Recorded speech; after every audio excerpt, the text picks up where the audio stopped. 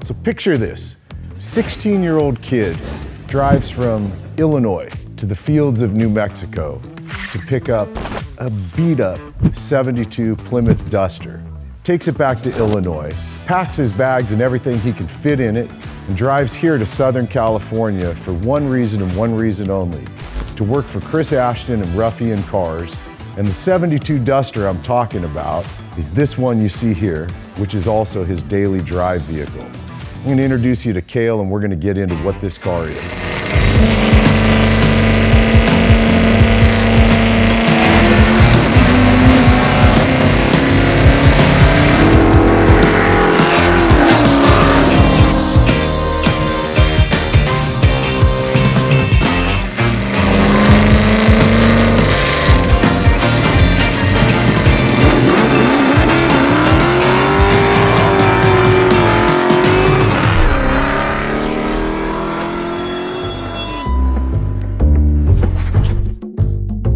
You guys, this is 21-year-old Cale. This is his 72 Duster. You start with a car out of New Mexico sitting in a field. Pretty rowdy at the time?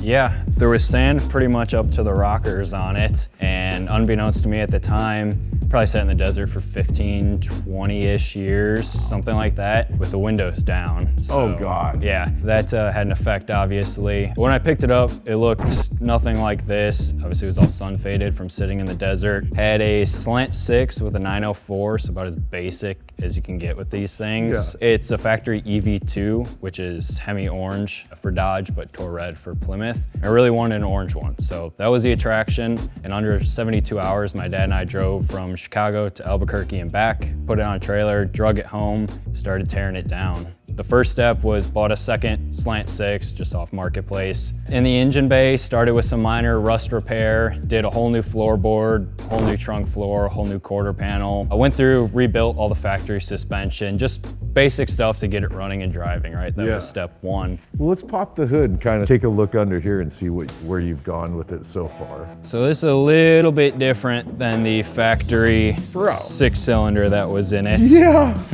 This started out as a 5.3 LS, had it bored 20 over, had a bunch of internal work, did forge rods and pistons to it. It's got a BTR cam. Put it on the chassis dyno for the first time about 2 months ago, and made just shy of 400 horsepower to the rear tires. Nice. So does what I need it to do right now. I know some of you guys freak out the idea that he put an LS in a Plymouth, but I get it. You're also building a car to be able to drive it all the time.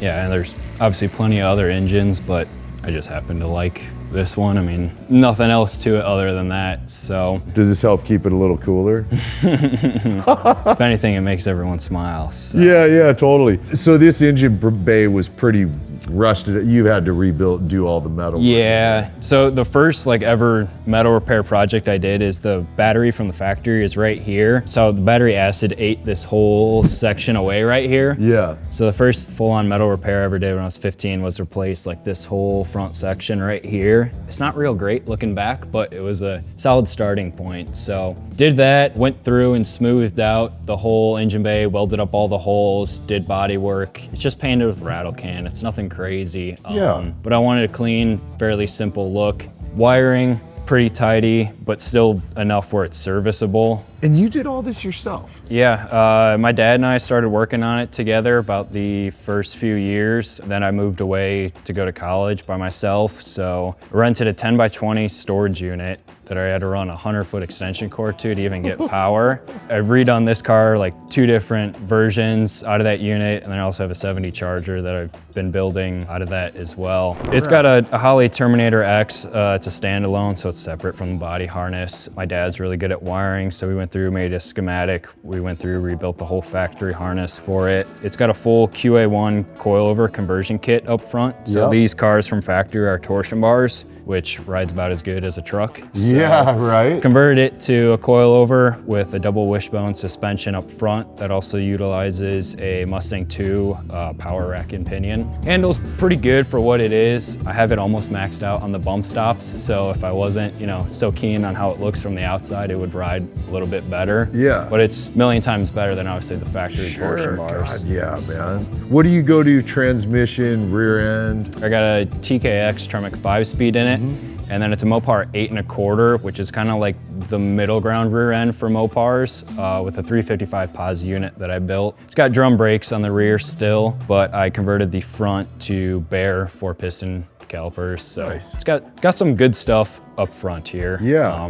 And your manual setup, right? Yeah, just because I don't like the way that a big booster looks in engine base. I've had this conversation just probably too many times at this Yeah. point, but when it's done right, it's awesome. I love manual brakes when they're done right. Yeah, personally, exactly, You know? yeah. What about rear suspension? Are you still leafs out back? Yeah, so it's still a leaf spring, but then I got QA1 double adjustable coilovers on Nice. it, or shocks, excuse me. Yeah. So you've made the car ride 1,000 times yeah, better than it originally was. Exactly. It still feels a little bit like a tin can because there's nothing in the interior, but like I said, it's a million times better than what it was from the factory. So Yeah. I mean, the car, gotta be honest, dude, it just brings about old NASCAR vibe a little bit. You know? yeah, it's something I like. It's fairly simple. Those aren't even like the actual aero wheels. Those are trailer wheels. Are they really? Yeah, so when I was 15, 16 and wanted to buy wheels for these were the cheapest ones. And they look identical as like the American racing ones. Yeah, very totally. similar to the Aero ones, but without obviously the big price tag. 15 front and rear? Yep. What tire sizes are you running on it? Off the top of my head, the back is a 255 or 265, and this is a 215, I want to say. Okay. I can never remember them exactly for the Yeah, life of me. yeah, But yeah. it needs wider wheels and tires realistically, but it's so hard to be able to fit something on this because the inner fender on these cars is so small Yeah. up front here. Yeah, totally. So that could evolve into a massive project of doing flares or a wide body or something. Well, you're working at the right shop to do stuff like that. So we'll see. Yeah, maybe down the line it'll get something, but it would be nice, especially to have a wider wheel and tire setup for the canyons out here. Sure, It'd totally. be much yeah. needed. What about, I never asked from the engine headers, back exhaust. Is that all stuff you've built? Yeah, so course. no one makes a kit to put this engine in this car. So obviously I had to adapt the QA1 cross member, build my own motor mounts, everything like that. But then the biggest thing is, yeah, headers, exhaust. You can run like a factory style, like log manifold or LS manifold, but to be honest, it doesn't really sound all that cool, right? Man, this was my first time ever building a set of headers. Built these about a year ago. They're not 100% equal length, but they're within about 1.5 inches of Really? each other. So built those fully from scratch without like the plastic mock-up tubes. Yeah, And I've seen Chris with the plastic mock-ups. they're yeah. much nicer to build with them, let me tell you. bet. But yeah, I built these out of that storage unit I was telling about. This side is a lot tighter because from the factory, the drivetrains in this car Oh, wow, it are sure 1.5 inches is. over to the passenger side. I could assume the reasoning is for the steering and the massive steering box on the driver's side from factory. So this header was pretty tricky, but yeah, it was a fun project, something I wanted to do for a long time, something I wanted to add to my resume. It sounds pretty good with them. That's why I was asking, because Mm-hmm. when I heard you fire it, the car sounds great, dude. At idle, it's fairly tame, but like the 2,000 to 3,000 RPM range, It's rowdy. it sounds really good. Yeah, so. But going back from the headers here, they're 1 7/8 primaries to 2.5 inch collector, and then it goes to a 2.5 inch X pipe right behind the trans, and then I got little expansion chambers in there, and then it's just a side pipe. Is what we see paint-wise on here, is a lot of this what was on the car when you got it? Yeah, so I was very sun faded from Sure. sitting in the desert, so it was Sure. very pale, like chalky. But like I said, it's a factory orange car, so you can see the original orange right Yeah, here. yeah. And then someone had it obviously primed and then painted like a purplish or reddish at some point, and then someone resprayed it orange over the top. So you left it all as is and then just did as much cleanup as you can? And Yeah, it's just buffed and polished. So That's it. Yeah, it doesn't have any of that like patina softs. It's not clear coated, anything like that. It's just like some basic AutoZone Meguiar's polish. So it's nothing crazy. I did replace this quarter panel, the cowl panel, and a bunch of other small sections like throughout the car. So I went through and matched the patina to that. I'm assuming it's sitting in a field for that many years, some of the stuff had to just be not usable. Yeah. Obviously, the more you dig into it, the worse it tends to get. And that I'll was, bet. Yeah, case for this, exactly. Yeah, I'll bet, man. Is that your own spoiler you put on here in the wing and back? Yeah, so that's all stuff that I built 4 or 5 years ago now. So once again, not super great, but it is kind of cool. You can see the progression over the last few years throughout the car. But this car is fairly low, and obviously to get it up and on a trailer or anything, that splitter would be in the way. So I made it on quick pins, so you can just pull it off real easily to go bomb down some dirt roads or something, just pop it off, and works pretty good. It's fun to see that our hobby is very healthy in the hands of guys like you you're already this deep into it. I look and go, where's this guy gonna be in 5 years, 10 years? You know, I'm guessing at some point you're probably gonna have your own shop doing your own builds. That's probably the goal. That's the ultimate goal, yeah. Yeah. So one step at a time to get there. Yeah, dude, I get it. All right, let's go check out your, as you said, minimal interior. And you said you had to completely build a whole new floor in here? It's got a AMD full floor replacement I put in there. Obviously with a TKX 5-speed, it wasn't gonna work with like the factory style trans tunnel. So I went through, made a whole new trans tunnel for it in my storage unit with like a little Eastwood English wheel, like smallest one you can get to fit in there. And then at the time, a year ago, when I was doing this final iteration of the car, I was getting it ready for the Hot Rod Power Tour. So I've done like 4 or 5 of those with this car now. Really? I was on a time crunch, so that's why it's just primed right there. I metal finished it, primed it, and if I want to go through and paint it, right, it's a process. You got to tear the interior apart, mask it all off. So one day I'll paint that. One thing at a time. You know, I got to admit, I mean, Kyle and I especially, we have a tendency to really love patina, semi-beat looking vehicles, but they drive great, you know. Hoity-toity boy over here on the other hand. It's almost the best of both worlds, but I'm slowly starting to agree with you, yeah. Is it that nasty that you got to run the headsets? On the freeway, it's like after whatever, 30, 45 minutes, your ears start to ring. And it's nice, you know, talking to a passenger and then play music or GPS through it. For sure, man, I get it. Holy cow with the big steering wheel, that's so OG, huh? Yeah, so it's the factory steering wheel. And then I did it steering columns. They supplied a full new steering column for it. And then I made an adapter to run the quick release off the factory wheel. So cool. And you adapted in cup holders. Once again, yeah, something I made like 4 or 5 years ago that has stayed. And if you look closely, you can tell that's just like 2.5 or 3 inch exhaust pipe. The more you talk, the more it makes sense that of any builder in the country that you would land at Ruffian, given the levels of creativity that happen in that shop, starting with Chris and then the whole rest of the team, you know, it's they kind of throw the rule book out the window, which I personally love. Yeah, I agree, exactly. What are these seats from? I don't know exactly. So factory seats for these cars for a Mopar A-body are stupid expensive. So these are either from like a Jeep or an AMC or something. It was a Facebook Marketplace deal I got for like $200. And I was like, all right, they look somewhat like the factory seats. They do. But without the price tag, right? Yeah. One year for my birthday, my dad surprised me, had them all redone because they were all duct taped up and stuff before, so. I mean, I know, totally different car, but there's elements of this that reminds me a bit of the Death-Proof Nova, right? Is that a line lock? It is, yeah. It is a line lock. Brother, well, I say we get cameras in, go do some driving and see if that thing works. Yeah, let's go do it.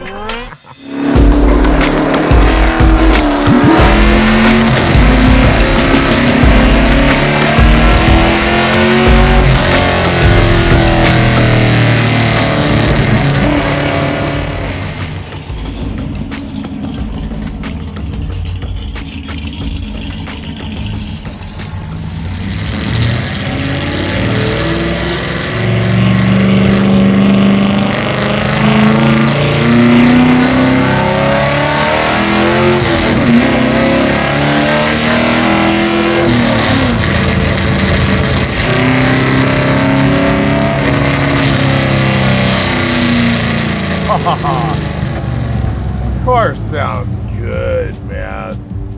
It's a decent all-around car. It's not great at like any one thing in specific. Yeah. But yeah, arguably the best part is obviously the sound, so. Sounds amazing. I mean, for the most part, you drive it every day. You drove it here from Chicago. Yep. You've been on how many power tours? Like 4 or 5 with this car now. Drove it on the beach in Florida like 2 or 3 years ago, which was pretty cool. Done a run to Georgia from Chicago to Atlanta and back like 2 or 3 times. Gotta have, what, 20, 30,000 miles on it at least? I don't have an odometer, but something like that.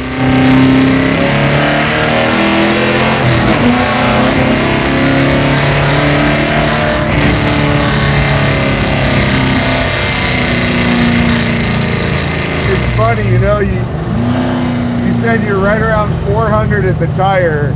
I felt it pull right there. I mean, yeah. I know, I'm sure you wish you had more power. I get it, bro, but it's one of those things I come back to regularly. When people say they need 1,000 horsepower, it's like, no, you actually don't. You really don't. 600 to 700 for a street car. It's perfect. I think that's perfect. Like our Fox body we're building with you guys, that's going to be a perfect street car in my opinion. Yeah. We're going to be, what, probably mid-5 at the tire, maybe 520 at the tire. In a car that'll weigh 3,000 pounds. That's what this weighs. It's going to be perfect, man.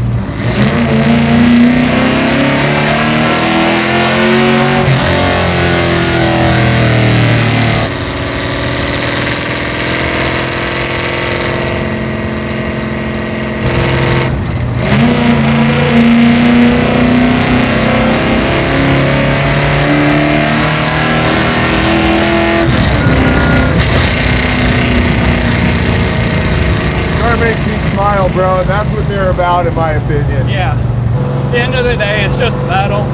It's all fun. There's modern metal that doesn't make me smile. This makes me smile, you know?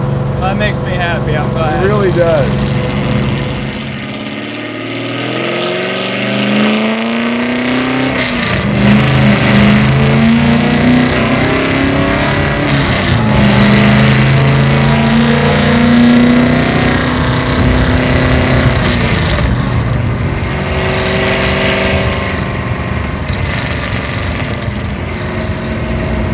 I love how raw this car is. I try to picture you driving this car for thousands of miles. It wears on you. There's no question. Yeah, man. Yeah, totally. When you got your arm out the window and the sun's killing you. Oh, yeah. It wears you out. Yeah, I would imagine.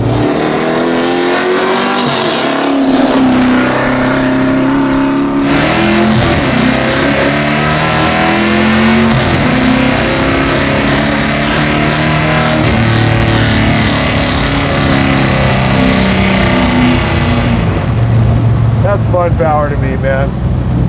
I know you probably wish it had a couple hundred more, of course, yeah. but the car gets it.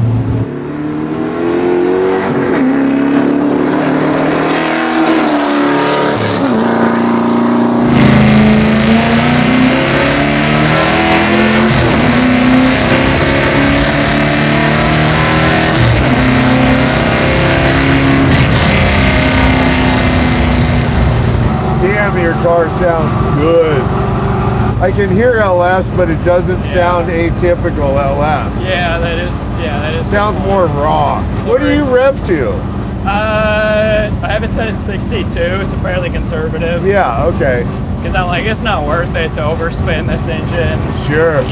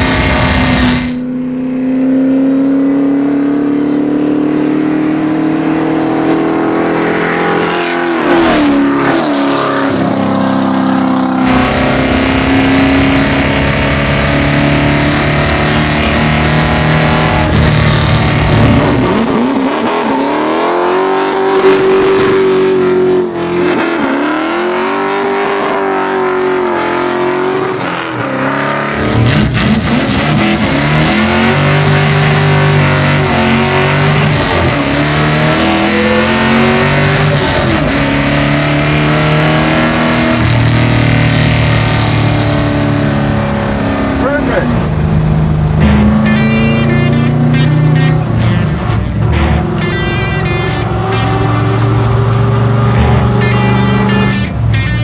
Wow, this thing's...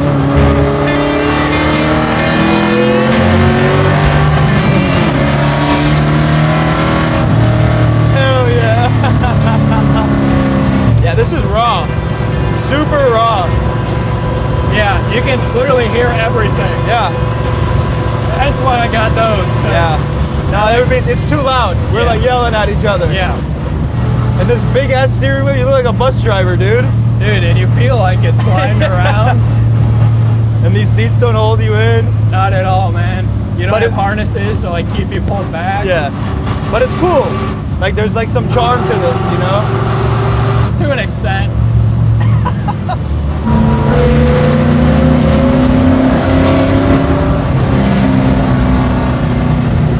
Yeah, it feels kind of scary. I know it's not like crazy fast, but when you start moving, you're like, oh my God. Like you gotta hold on. Yeah. It sounds good, dude. Oh my God, dude. Are you gonna dent-proof me right now? Yeah, this is the opposite of death-proof. I think this one will kill you. Well, that, my friends, is raw, garage-built badassery. And you gotta love that this kid started this car at 16 years old, is 21 years old. Think about the amount of work that he's done, the amount of learning that he's done. I tell you what, watch out for this kid, Cale. In my opinion, he's one of the young guys that is the future of our hobby, and I look forward to it because it lets me know our hobby is healthy and well. With that, thanks for hanging and watching what we do. I hope you guys enjoyed this one today, and I will see you in the next episode. All right, man, later.